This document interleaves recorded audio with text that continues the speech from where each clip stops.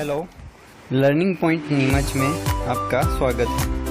हमने last video में पूरे साल भर की एंट्री करना सीखी थी, जिसमें कि हमने ईवे बिल का पार्ट छोड़ रखा था, जिसे हम इस वीडियो में पूरा करेंगे। तो चलो आइए सीखते हैं।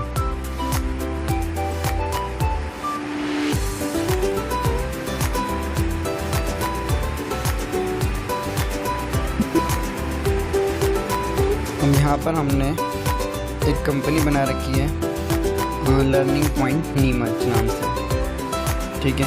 तो इसे ओपन करते हैं और इसमें हमने पुरानी सारी एंट्री कर रखी है, जैसे कैपिटल की और परचेस की एंट्री कर रखी है। अब हमें करना है सेल की एंट्री और साथ में ईवे बिल कैसे बनाते हैं वह सीखेंगे। तो यहाँ पर हम F8 से सेल्स वाउचर ले लेते हैं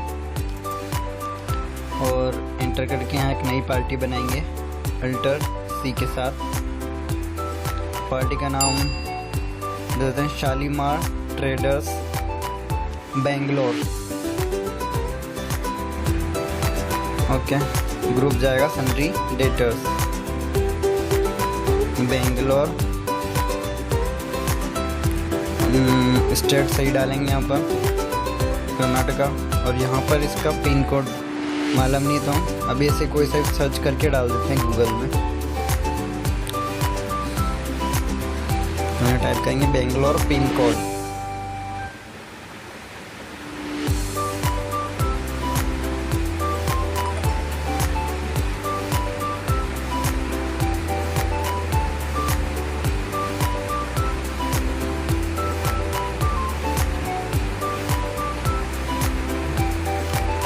ठीक है, तो यहाँ से भी कोई सा भी एक पिन कोड ले लेते हैं समझने के लिए, ताकि जहाँ हम काम करेंगे वहाँ पर सामने वाली कंपनी से पूछेंगे कि आपका पिन कोड कौन सा है। तो हम ये वाला पिन कोड डाल देते हैं 56001। टेली में आते हैं, यहाँ डाल देते हैं 56001 और यहाँ पर इस पार्टी के वैलिड जीएसटी नंबर डाल देंगे। अगर गलत जीएसटी नंबर डालेंगे तो ईवे बिल की फ़ाइल जनरेट नहीं होगी, और इस तरीके से हमारी कंपनी की जो जीएसटी नंबर है वो भी बिल्कुल सही नंबर होना चाहिए। अगर ऐसे ट्रायल के लिए नंबर डालेंगे तो ईवे बिल की फ़ाइल जनरेट नहीं होगी। और जैसे सेल्स की एंट्री करते हैं उस तरीके से कर लेंगे। लास्ट वीडियो में हमने सीखा ही था। हम यहाँ पर मस्टर्ड सेल कर रहे हैं 50 क्विंटल 2300 रुपये प्रति क्विंटल। इस पर टैक्स कौन सा जाएगा स्टेट के बाहर, इसलिए IGST, ठीक है। अब यहाँ पर बिल की वैल्यू बनी 1,20,750, मतलब 50,000 से ऊपर है, इसलिए इस पर ईवे बिल एप्लीकेबल हो रहा है। अगर 50,000 से कम वैल्यू होती तो यहाँ पर ईवे बिल शो ही नहीं होता। तो अभी हम यस पे सिलेक्ट करके एंटर करेंगे, ठीक है। अब यहाँ पे सब डिटेल भरी हुई है, हमें कुछ नहीं करना है। नीचे आना है, यहाँ प्लेस में देना है, नीमच दे देंगे हम, जैसे नीमच से जा रहा है, ठीक है। खाली प्लेस भरना हमें। इसी तरीके से शालीमार ट्रेडर्स का भी यहाँ पे प्लेस भर देंगे हम,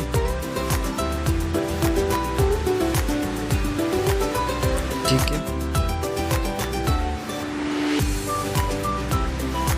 अब एंटर करके नीचे आएंगे और यहाँ पे डिस्टेंस इन किलोमीटर, हमें यहाँ नीमच से जो बेंगलोर तक माल जा रहा है इसकी डिस्टेंस कितनी है किलोमीटर में डालनी है। तो हमें पता नहीं है, तो हम गूगल ओपन करेंगे और यहाँ पे लिख देंगे नीमच टू बेंगलोर।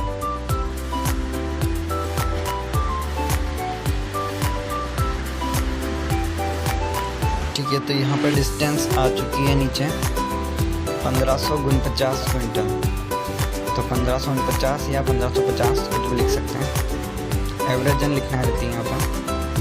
तो 1549 लिख दिया हमने। अब यहाँ पर ट्रांसपोर्ट का नाम, यहाँ पर अगर हमने ट्रांसपोर्ट बना रखे हैं तो लिस्ट शो हो जाएगी, और नहीं तो हमें यहाँ पर न्यू लेके ट्रांसपोर्ट का नाम टाइप कर सकते हैं। जैसे कि हम एक बनाते हैं यहाँ पे न्यू, और एक नीमच का ट्रांसपोर्ट लिख लेते हैं, दशमेश ट्रांसपोर्ट कंपनी नीमच।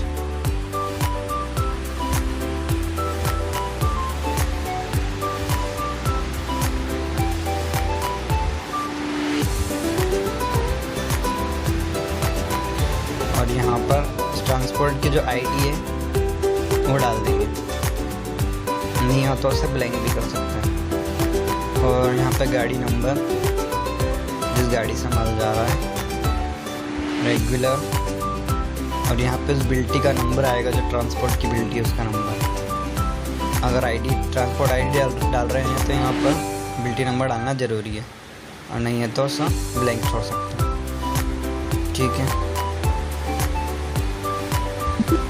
तो यहाँ पर हमने सब कुछ सही करा इसलिए कुछ एरर नहीं बता रहा है, लेकिन अगर कुछ गलत कर देते हैं तो एरर बताएगा। जैसे हम देखते हैं यहाँ पर जाकर डिस्टेंस हम हटा देते हैं, अभी 1549 है, याद रखना।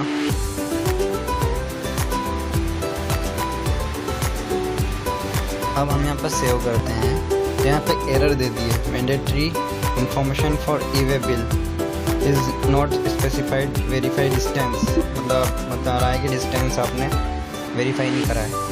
तो वापस से हम जाएंगे, यहाँ पर डिस्टेंस डाल देंगे। तो इस तरीके से अगर हमने यहाँ पर कुछ गलत भी जो इसको ज़रूरत है और हमने नहीं डाला है तो वो हमें इंडिकेट कर देगा कि यहाँ पे ये गलत है। ठीक है, अब बिल्कुल एरर नहीं आ रही है, तो अब इसे हम एक्सेप्ट कर लेंगे। तो यहाँ पे एक्सपोर्ट के लिए फ़ाइल आ चुकी है। ठीक है, अब यहाँ पे हम बैक स्पेस की दबाकर पीछे आएंगे और यहाँ पे कुछ चेंजेस करना चाहते हैं तो कर सकते हैं। जैसे यहाँ पे एक्सेल और JSON 2 फाइल है, तो हमें ई-वे बिल के लिए JSON फाइल की ज़रूरत पड़ती है, इसलिए इसको सिलेक्ट करेंगे। और यहाँ पे एक्सपोर्ट लोकेशन आ रही है इसकी, यहाँ पर हम चाहते हैं यहाँ पे चेंज भी कर सकते हैं, लेकिन हम इसे यही रहने देते हैं। अब यहाँ पर इसका नाम ये आएगा, ओके, और एंटर करेंगे। अब ओपन एक्सपोर्ट फोल्डर, जैसे एंटर करेंगे तो यहाँ पे फोल्डर ओपन हो जाएगा। हम यहाँ पे जो ई-वे बिल जनरेट होगा उसका यहाँ पे डालना, अभी से रहने देते हैं। ये टेली में बताता हूँ मैं आपको, ये ई-वे बिल आ गया, और ये टेली में जो यहाँ पर ई-वे बिल डलेगा जब ई-वे बिल जनरेट हो जाएगा नंबर। तो अभी हम ऐसे ही रहने देते हैं, मिनिमाइज़ कर देते हैं इसको, और इसको मिनिमाइज़ करके ई-वे बिल की वेबसाइट खोलते हैं। अगर याद नहीं है तो हम गूगल ओपन करेंगे,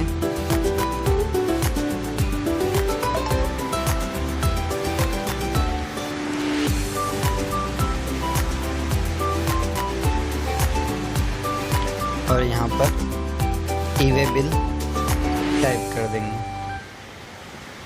तो उसकी जो भी वेबसाइट होगी वो हमारे सामने शो हो जाएगी।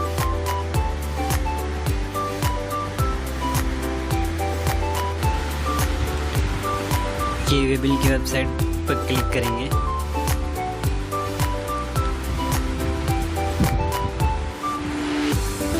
ewebill.nig.in।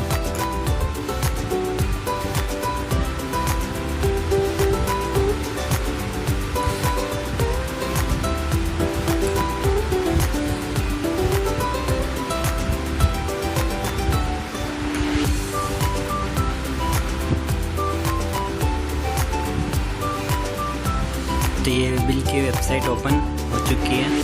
अब यहाँ पर लॉगिन पर क्लिक करेंगे,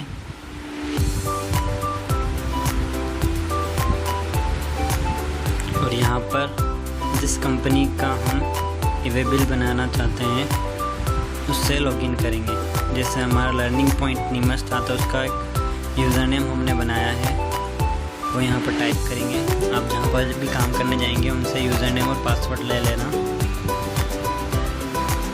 और यहाँ पर टाइप करके नीचे सिक्योरिटी कोड टाइप करेंगे और लॉगिन पर क्लिक कर देंगे।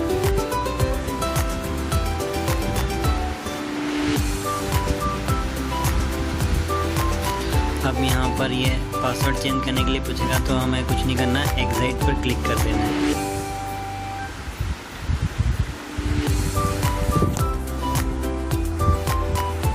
ये वेबसाइट ओपन हो चुकी है। ठीक है, अब यहाँ पर एक ई-वे बिल है, हमें इसमें नहीं जाना है, कंसोलिडेटेड ई-वे बिल में जाना है। इसके अंदर जो पहला ऑप्शन है जनरेट न्यू, इसमें नहीं जाना है, और सेकंड ऑप्शन है जनरेट बल्क, इसमें जाना है। क्लिक करेंगे इस पर,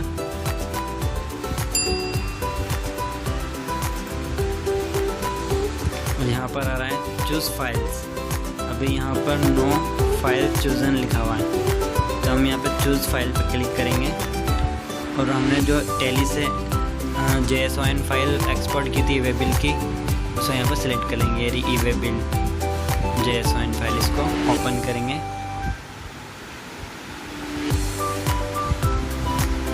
तो ये यहाँ पर सिलेक्ट हो चुकी है ईवे बिल के नाम से। अब जैसे हम यहाँ अपलोड एंड जनरेट क्लिक कर देंगे, जो फाइल ईवे बिल पर अपलोड हो जाएगी और ईवे बिल जनरेट हो जाएगा। ठीक है, अभी हम यहाँ पर कुछ नहीं करेंगे, हम केवल सीखने के हिसाब से कर लेते हैं। अब यहाँ पर एग्जिट से क्लिक करके और बाहर आ जाएंगे। ठीक है, जैसे हम वहाँ पे जनरेट पे क्लिक करेंगे तो वहाँ पे हमारे पास ईवे बिल नंबर आ जाएगा। ठीक है, अभी हम इसको इतना ही सीखते हैं। यहाँ पे लॉग आउट कर देते हैं।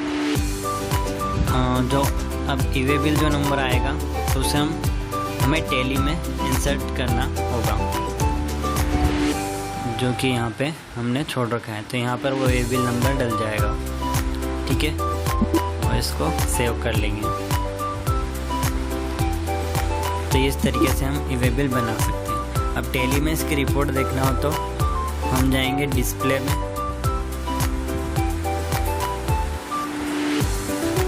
डिस्प्ले से स्टैट्यूटरी रिपोर्ट्स, GST और ईवे बिल।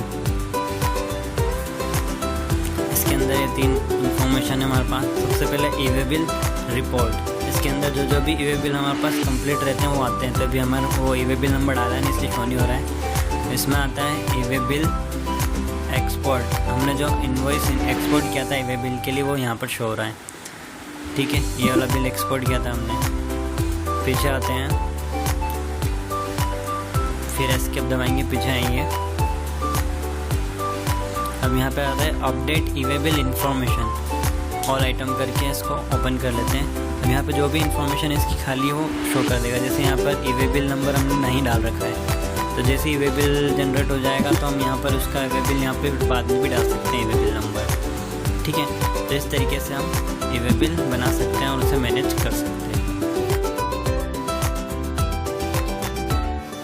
हमारे इस चैनल पर नए हैं तो इस सब्सक्राइब के बटन पर क्लिक करें और साथ ही में पास ही में बने हुए इस बेल के आइकन पर भी क्लिक करें, जिससे कि सारी नोटिफिकेशन आप तक पहुंचती रहे।